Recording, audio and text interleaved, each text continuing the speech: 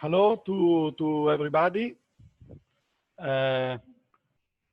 Welcome to the lecture of Aldo Cibic. We are in the third appointment of the Design Summer School Ecolab, and today, okay, Aldo Cibic. It's not the first time that he's in Pavia. He was a few years ago in another conferences. He's a smart and brilliant designer, and so I'm sure that his contribution will be very important for our workshop and for all the guests, because you know, during this lecture, even engineers and architects of the Chamber of Architects and Engineers of Pavia participate. I ask to Gaia Terliker, that is a PhD candidate at University of Pavia, to make a short presentation of Aldo Cibic, just to introduce the work he made, and later I will ask to Aldo to start his conference. Thank you very much, Gaia. You can start. Yes, thank you. So this afternoon, our guest will be Aldo Cibic, which is really an honor for me to present him. It's really difficult to make a brief introduction of him, since he did a lot of works from architecture to design to academic, and I think that what's important to highlight of him is that that he always wants to create relationship between people and create a sense of community within architecture. So he always tries to design places based on social interactions. And with an initial self-taught background in the 1980s, he moved to Milan and entered Ettore Sozza studio and becoming one of the partners. He took part in the foundation of the Memphis Group, an important movement to challenge the modern and to re-establish the design that marks not only the period, but the entire subsequent evolution of design and architecture. And Cibic was part of the Memphis until his dissolution in 1987. Parallel to the activity of designer for important Italian and foreign companies, he founded Cibic Partners in 1989, the studio in which he also develops architectural and interior interventions, and aligned with the idea of a more human and less heroic form of design. Cibic chooses not only to design objects for the home, but also to produce them, following a reflection on a more personal concept of creativity. Thus was born his first independent project named Standard, a collection of self-produced furniture. And starting from the family business initiative in the solid side, launched in collaboration with Philips Corporate at the Domus Academy, he has produced pioneering projects such as New Stories, Citizen City, which are projects that favor the relationships between people and the social interactions, all things that really characterize him. The subsequent micro-realities and rethinking happiness projects, both presented at the Venice Architecture of Biennale, he invented contemporary narratives aimed at multiplying opportunities for meeting, exchanges, and sharing in community life. Defined by the author as an opportunity to produce identity and the sense of belonging in the suburbs, so Micro-Realities is a project about places and people. And while rethinking happiness, in turn, represents a set of contemporary narrative inventions aimed at multiplying the opportunities for meeting, exchanging, and sharing the life of communities, created by involving architects, agronomists, designers, sociologists, and energy experts. In 2015, Cibic is a curator of the Venice Pavilion of the 56th Venice Art Biennale, and His analysis of architecture lets him to think about the issue of sustainability in a broad sense, thinking about the design of the territory and the living environment of contributing to the definition of the discipline known as service design. In the last decade, the projects of Cibic and its studio are aimed in particular to enhance entire local areas and defining a new cultural, emotional, and environmental awareness of public space. Cibic Workshop, its laboratory, places the individual at the center with its complex system of relationship and constant propensity for change. And at the end, regarding the future of architecture and design, he said that they must have the intelligence, curiosity, and humility to decide how to get in the face of major critical issues, the environment, the technology, and society, which eventually they intertwine. We have to look to our future, otherwise we risk becoming mannerisms. Well, today, Aldo Cibic is an honorary professor at Tongji University in Shanghai, and he has taught in various universities, such as Domus Academy, Politecnico of Milano, UAV in Venice, and MIT. Today, he lives between Italy and China, and he was included by Alessandro Mendini on Domus in the guide to the best architects of the world.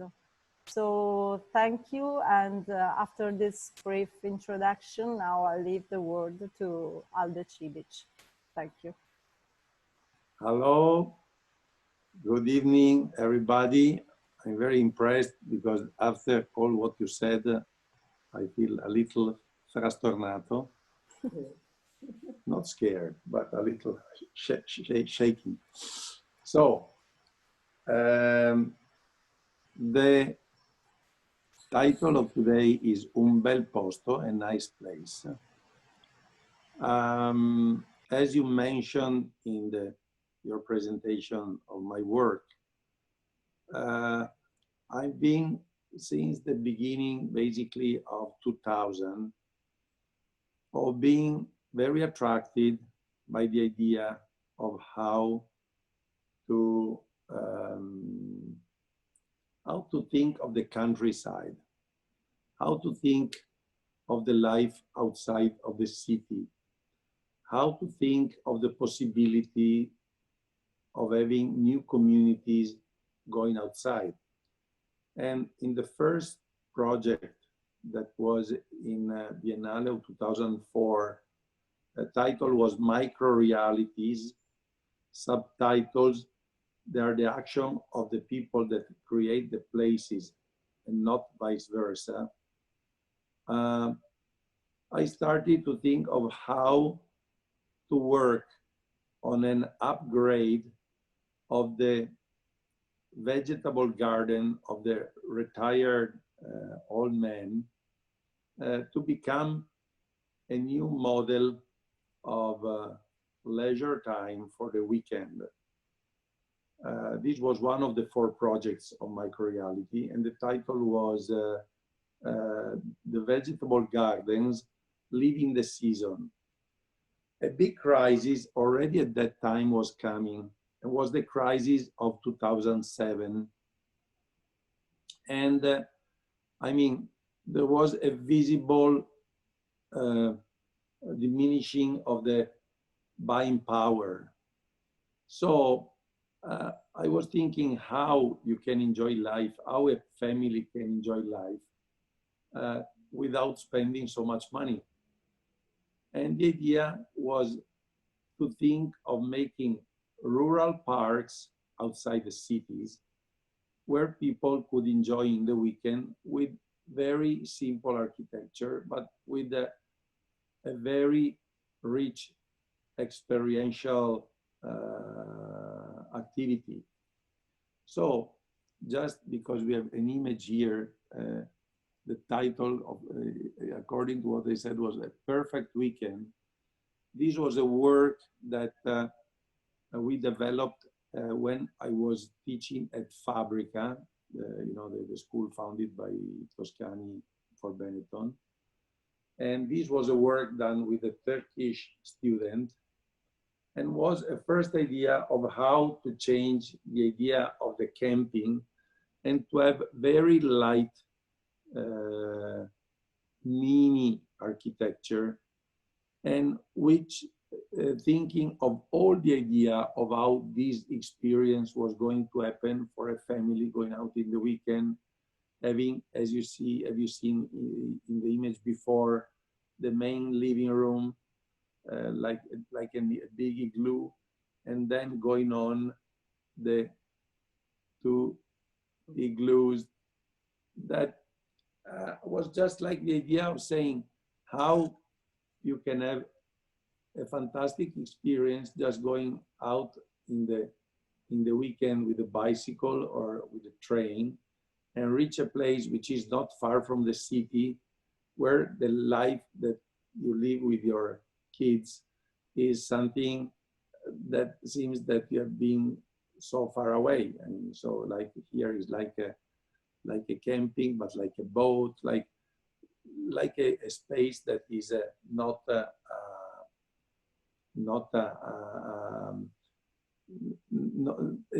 space that is much different from the space that you have in your house in the city.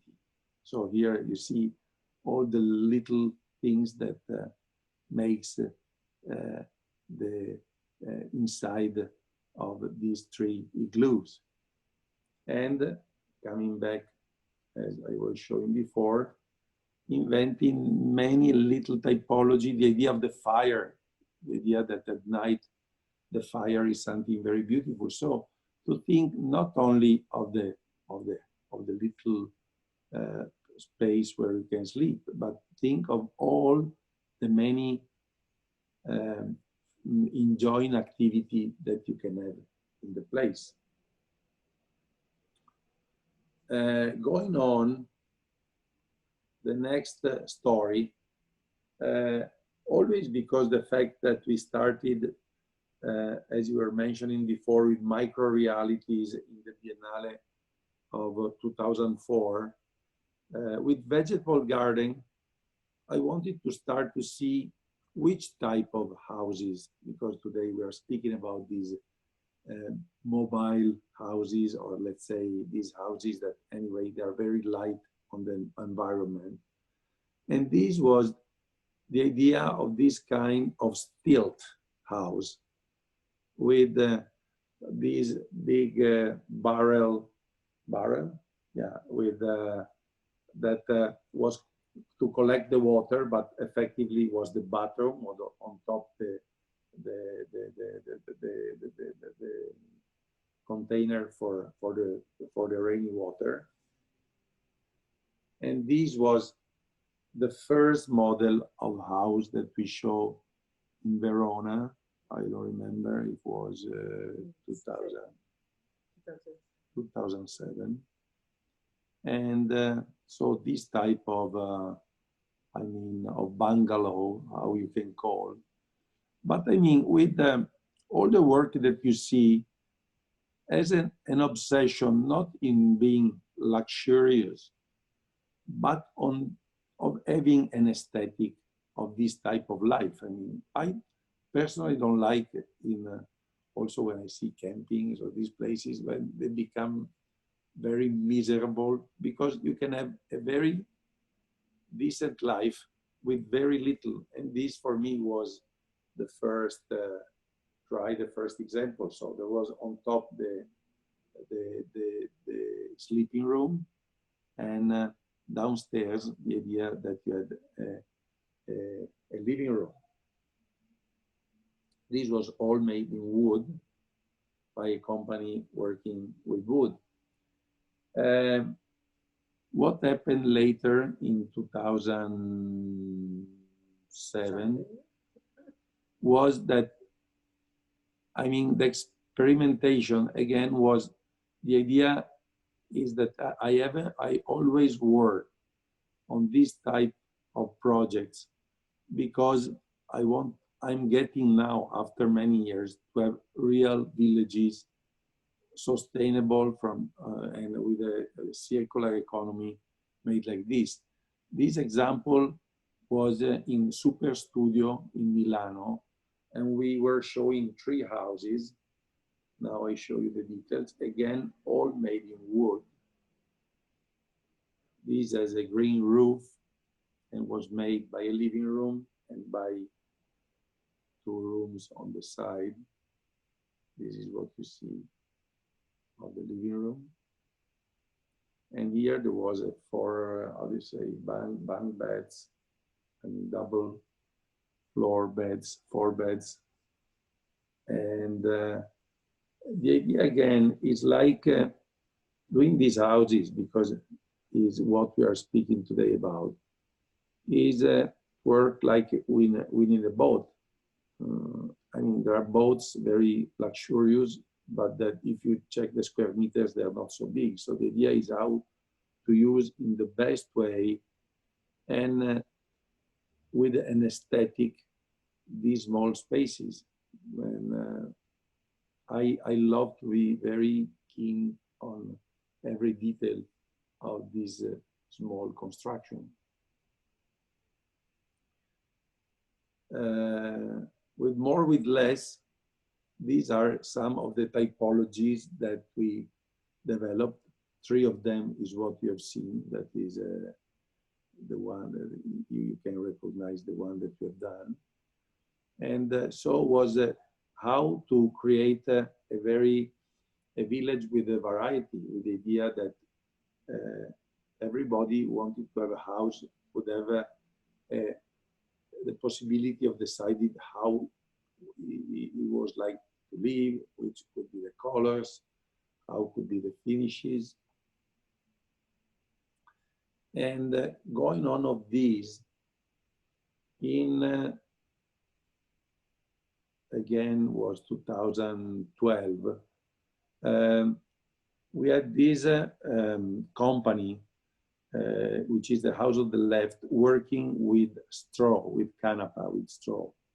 So we wanted to try to make the house. They were already doing some very banal models, and we wanted to try to see another type of another typology. And again, we did this green roof on top, while we try another technology with the one on the right, which was like a prefabricated of bricks piled. There was like pile of bricks that they were becoming like panel. And there was an interesting story about the house on the right. The production of these houses was done in Verona by a community of people in jail. So it was a work by people in jail of this type of architectural model.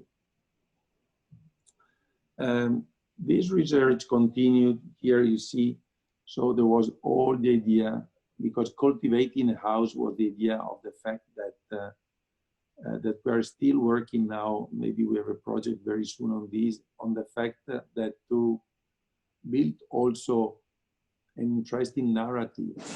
The idea was how to have a field of hemp, to grow the hemp, to cut the hemp, and to produce the raw material on site. So it was one of the, I mean, an ante litteram experimentation of how to have also the construction material from the site. So here we see we have the green roof, okay, the solar panels, the biomass plant, geothermal plant, the thermal exchanger or storage, the underfloor heating. So, I mean, we had all the solution to see how to make as much as possible an architecture which was sustainable and not offensive for the environment.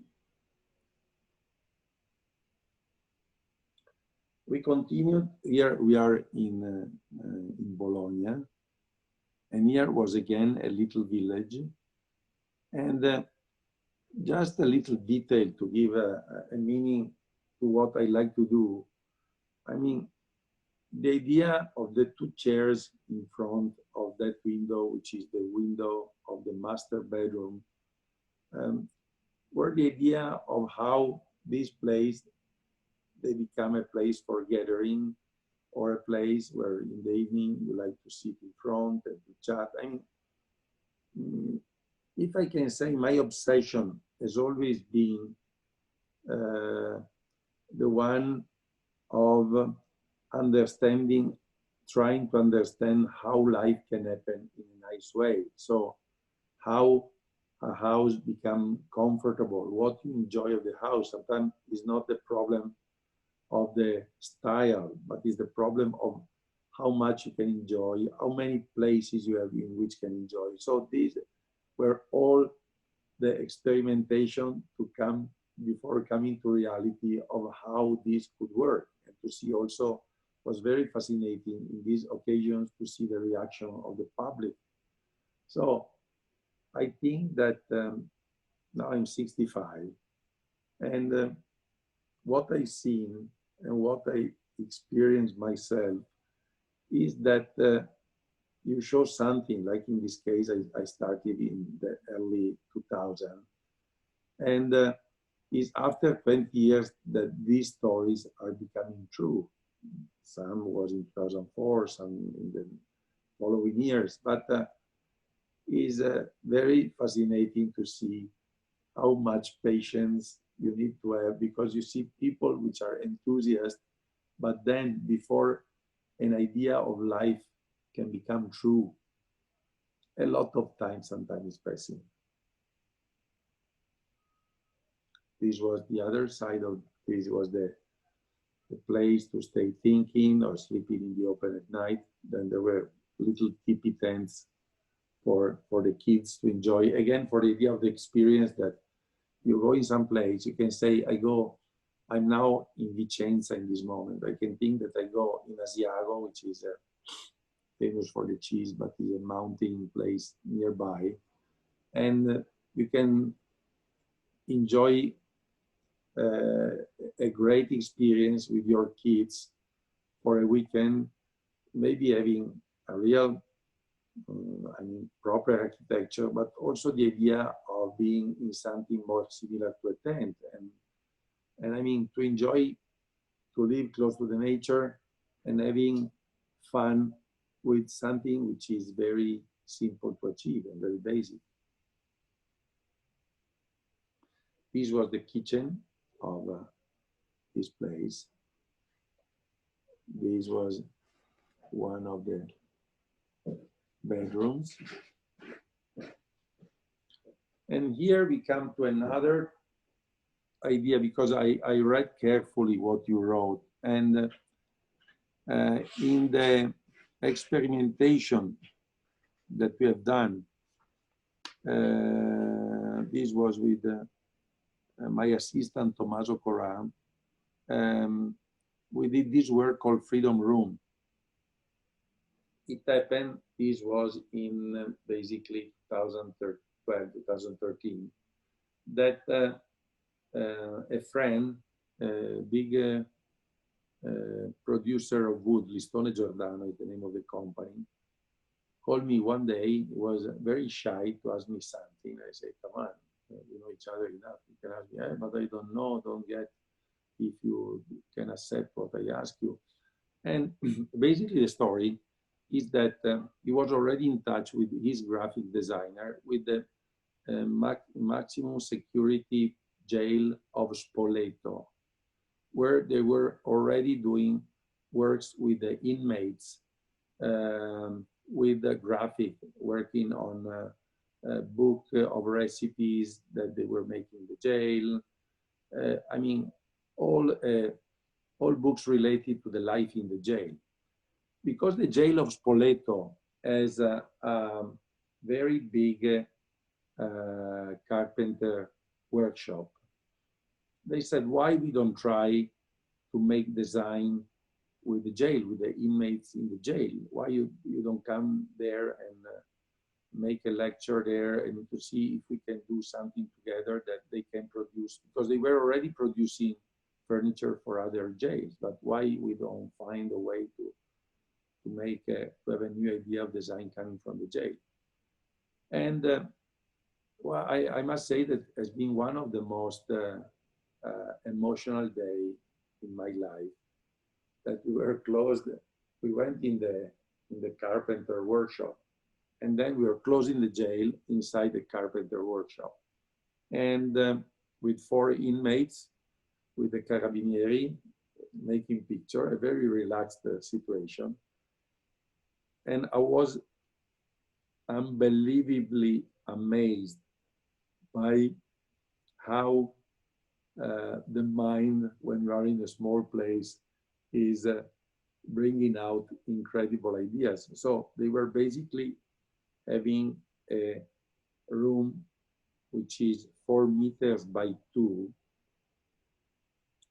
and supposed to be for 2 people, 2 persons, but basically staying in 4, which is something very bad. That's why, I mean, Italy is known for having overcrowded jails.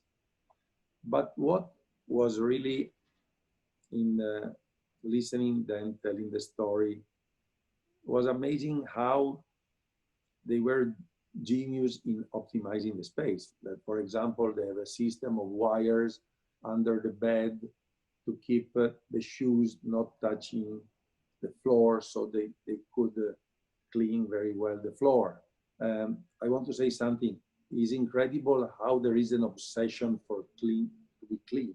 I was really impressed. So how you are washing all your stuff, how you are, then I go back to this one, how you are, how you use the furniture that they give you for making something else. So for example, they were using the stool, they were reversing the stool and making the cake using the stool as a stove, or putting the aluminum paper inside the cabinet for the clothing and making an oven inside the cabinet and making fantastic cakes. So at the end of the day with them, what I said, look, I was feeling very miserable to be a designer. And I said, look, what you were teaching me today is basically how to build a space. And so we said, why we don't make a space together, which is something that you think is having the best of what you're able to do. And so that's the way how Freedom Room was born. So we sent a brand new hospitality concept, a low-cost essential housing module made for and conceived in collaboration with inmates. A proposal, a product, and an exhibition featuring an idea for temporary and social housing, virtual hotels, and hostels. So the idea was very close to something of what I read in your words here, and is how also this is an incredible and useful and very important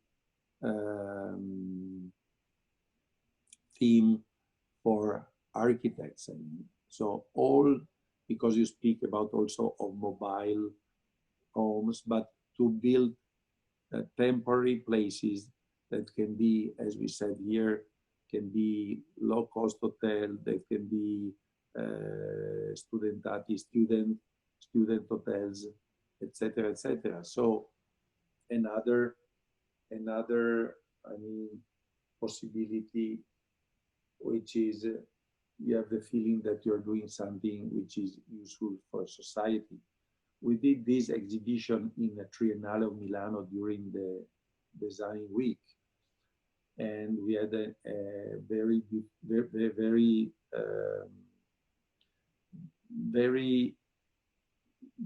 how can I say, very, not interesting is not the right word, but a very rich conference with sociologists, with the director of jails, that gave they gave so much information and so many stories that for me is still a project which is in my heart, and that I'd love so much to be involved one day, become true. Of course, all the laws of the jails are something very, very old and very, very difficult, because we're invited in Rome, we speak with the ministry and blah, blah, blah. But I mean, it's always, there is so much bureaucracy that sometimes you get discouraged to go on. But if somebody that you know is interested in this, we are ready.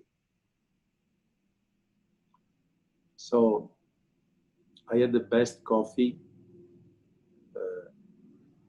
made by the inmates inside, with a situation like the one that I reproduced here, just with a camping fire and the mocha, and this. Another topic that, even if it's not exactly what you're talking about, but that I feel very contemporary for this time in terms of, as you said, my interest in relation between people, is this workshop that we have done called Elevated Neighborhood. We were asked to, in this conference, to speak about tall buildings, and we are not interested in tall buildings, except if we are talking about new ideas of community.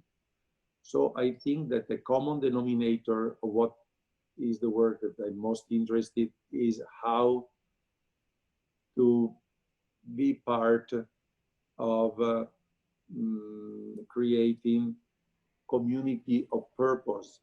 I mean, or let's say, how to create again a richness and of experience in the life wherever you are. So the idea of this project was basically of mapping the life of the people. This story I wanted to show you also, thinking of what COVID has been. It is not has been, sorry, which of course is kind of a slap in the face, because maybe we hope that in a few months everything, for a while at least, will be over. But this was reminding me of this project that we retuned for this time, in saying what is the relation of between the people, and how we can have on one side the little houses, but which is not always a possibility. But on the other side, how to have places which are not overcrowded, working on the vertical. Here, what you see, we have 4 steps of this story. Tall building as opportunity for the community, where first is density, which is accommodating people. And so we are speaking about who are the actors of this space, which are singles, like single person, young student, widow, divorced, whatever. Elders, so old couple, old single, with a caregiver or with son or daughter. We have families, of course. We have groups. I see my son now putting together a group of people, a group of friends to live in a house. They are studying in the university, so they can be students, or they be co-workers or friends, or hostel guests too. Couples,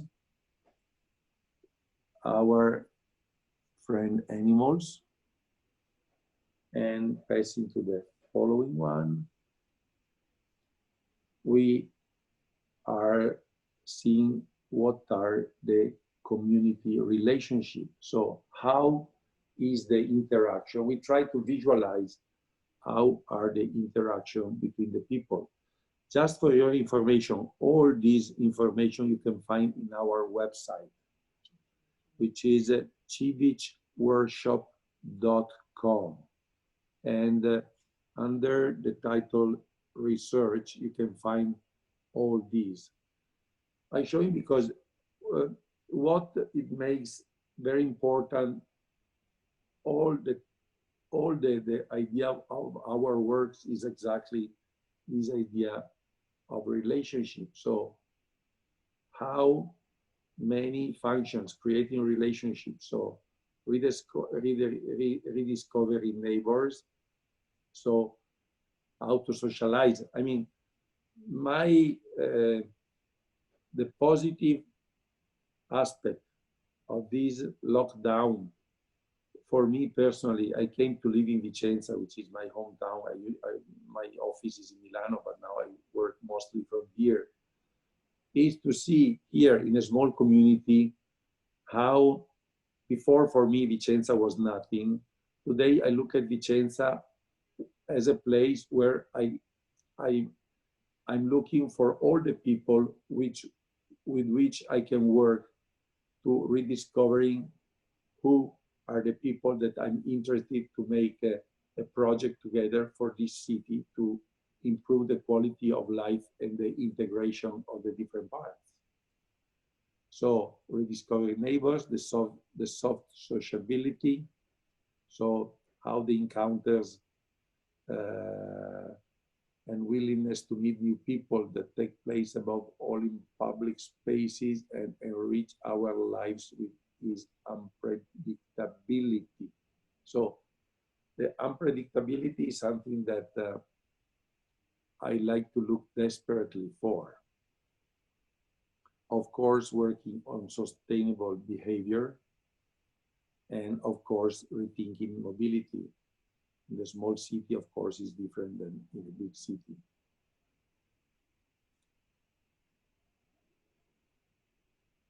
It's very fascinating also to understand how many things we can do. So the function and how creating relationship with the function. So all these things, I feel that they are very, they're part of this moment. So the idea of self-production of food, or to be in touch with who is producing food close to us. So gardening, cultivating plants, hydroponics, aquaponics, collecting the rainwater. I mean, this period, in my opinion, can be really something accelerating our curiosity on how we can be more independent from many points of views.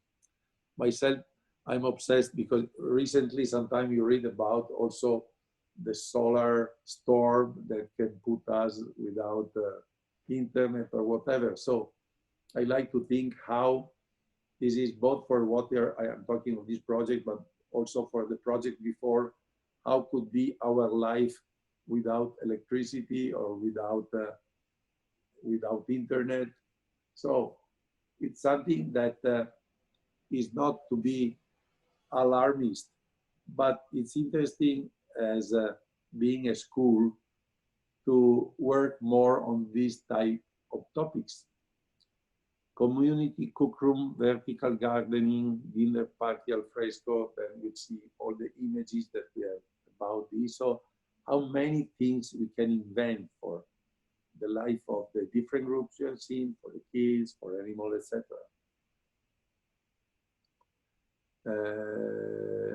So all the activities, fitness, wellness, playrooms, bar, exhibition space, how to use the same space, for example, for the different activities at different time of the day. So how do you say, palincesto, I think, is programming.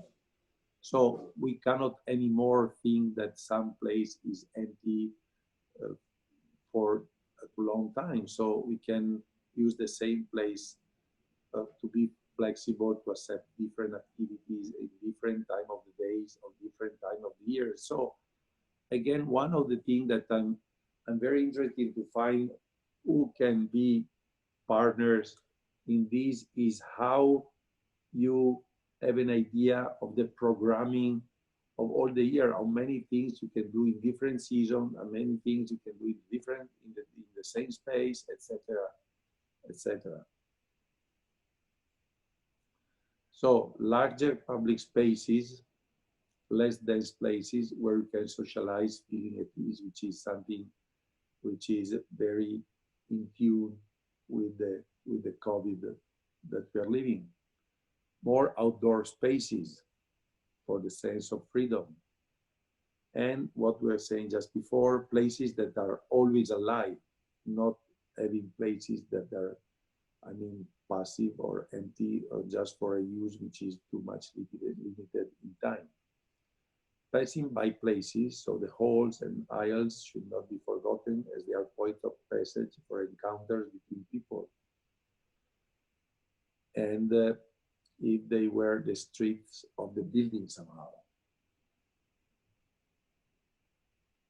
And so in this case, this could be just one floor, or you can repeat, because as I told you at the beginning, the provocation was to speak it in our way about tall buildings, is how anyway, again, how you are going to create communities and how in this place all these activities can happen. And here, giving an image of how we can have this low density place in the density of the city. So the idea of how a lot of life can happen in these places, because you can have all, I mean, is a self-sustainable community somehow in one building. But what if there are students listening to this, what is from my side, what I'd like to encourage is the idea of how many things today you can invent. I mean, of course, today you have all the apps that you can use to communicate, to involve people, but always the places being active.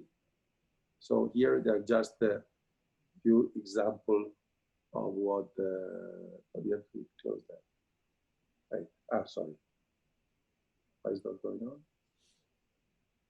1 second. So playrooms, you can go on. And this is the last image showing the garden on the roof with the greenhouse. The giraffe is there by chance. And this is basically what I wanted to show you. As I mentioned before, all these works, they've been shown in the Biennale of 2001 that I told you was called Microrealities, in 2010 with the title Rethinking Happiness that you can find in internet, in our website, cibicworkshop.com. I think we are living a very stimulated moment, because we can do together, and for the young generation especially, is how to have a new idea of all the many different pieces on which we can see a life for the future. So the idea of also of your workshop of permanent and temporary is something that are absolutely two keywords for what we are facing in the near future. In my idea, what is the radical change is that I believe, as I said before, very much. Yeah. So here I am. So the idea is really how we have to help the communities, the small communities. Italy is not China, is not America. We are small cities. The big cities are small cities, and is how to improve the life of the community, how we can be very easily close to the nature, how we can uh, easily have a very health and good quality food. What is something that before I was not thinking so much, but now with the economical crisis, I see as something incredibly strategical for us is all the savoir-faire, all the capacity of doing that we have in the different district in every part of Italy, and which is our asset as the Made in Italy. Made in Italy, the asset is all these little place, also close to where I live here, where you find a lot of people that they are unique in what they're doing in the world.